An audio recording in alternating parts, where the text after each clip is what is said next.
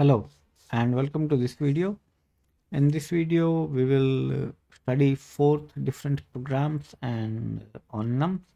So those who are new to this channel, I have covered some basics of uh, Rust programming, including integers, floating types, operators, and string types, character types, and their methods. So if you have not watched those videos and you are new to Rust programming, then I would strongly recommend to watch those videos.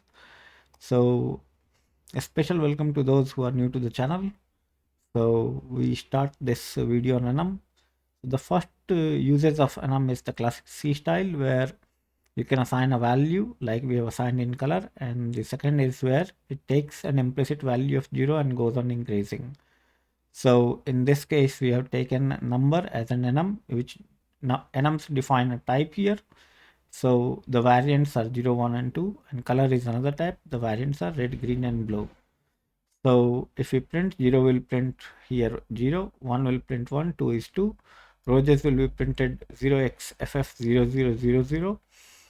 Violets would be printed 0x0000FF, and green would be printed, leaves would be printed as green, that is 00FF00.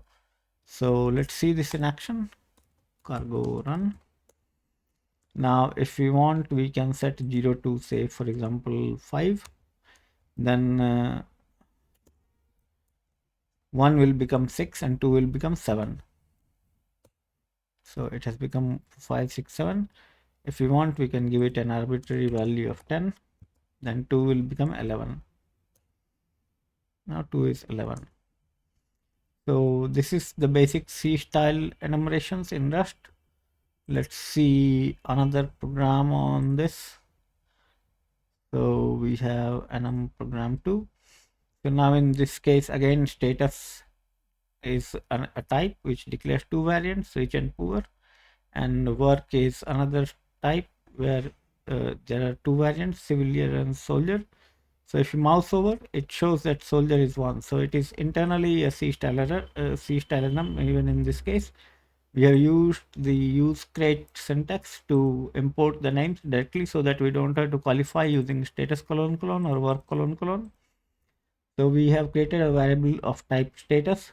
See how Rust analyzer annotates it, gives us the type annotation status, and we have poor as the value. And similarly, work is civilian, the variant is civilian. So now we use match. So what match does is it takes one or more a tuple or kind of thing, or a single variable kind of thing in its simplest form. It will take the simplest variable and match against all possible variants of the enum. For example, we have poor, we have rich. Okay, so if it is poor, then it will print the poor have money, have no money. That is, our status is poor, so it will print the poor have no money. In the case of work, it will print civilians work. So let's see this in action. Cargo run. Now, as I said, that match will match against all the variants. So suppose our enum has 10,000 variants. Okay, it's generally not the case, but consider it has many variants and you want to skip some of those, then you can prefix it with underscore.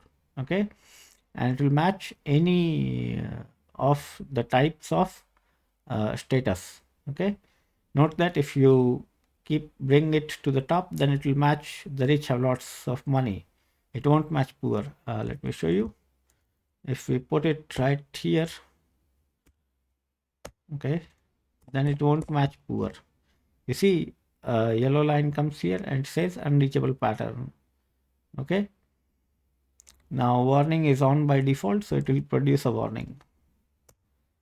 See, it produces a warning. It says the rich have lots of money. So if you put underscore, that is, it will match any of the variants of the enumeration. Now match work we have already seen, and similarly you can put underscore here if there are lots of variants. So this is the second usage of enum. Now we have introduced match, we will move on to the third program, which introduces the result enum. So we have taken number string 10 and we call the parse function. Now if you look at the parse function carefully, it returns a result enum. Okay, Now result enum is of it it contains two variants. Either it will be an okay or it will be an error. Okay, so for example, if you see result, the main function returns a result. The type is either okay, the first type, or it returns an error. So the error, in this case, it returns the parseInt error which it gets from the parse function. This parse function returns either I32 or parseInt error. If you make it 64, it will start returning I64. You see this? Okay, I will have to remove this type annotation. Okay, so in this case, parse will return I64 and we will have 64-bit number. For the sake of simplicity, let's keep it 32. Hang on, let me see this. Yeah, all right, so we keep it 32-bit. So in case of okay, if the parsing is okay, it will return the number wrapped inside okay, and then you can extract it like I have shown. In case of an error, error will contain the e. The error variant of the enum will contain e, and we can return that to main return. So it will return an error. Otherwise, we print the error. Okay. Now, one of the classic cases is the keyboard input. Okay. So for taking keyboard input, we need a buffer where we can store the keyboard input. So the typical buffer which we can have is a mutable string. So we create a mutable string, we pass it to read line function of IO standard input. So it is fairly convenient to read this. IO is the input output module, stdin is a function, and stdin returns an stdin object on which we invoke read line. Okay, and we to read line we pass the buffer, and if it reading goes well, then it will tell us how many bytes were read. In case of an error, it will tell that there was an error reading the string. Once we have read the string, the buffer will also contain the \n of the keyboard input, because after entering the number you will hit enter. So it will contain the \n also. So we remove the white space. You can either call trim or you can simply call trim underscore n. Okay, this will also work, and then we again invoke the parse in the same manner, and it will have the similar behavior of okay and error. The error can be of type parseInt error, or if the number is passed, then that will be of type I32, and we can again print this number, println this number we can print.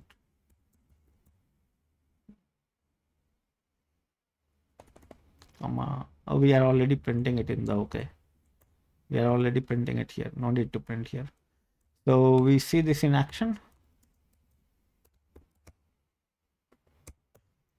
Cargo run. So it is waiting for our input. We give 56. It says 3 bytes read.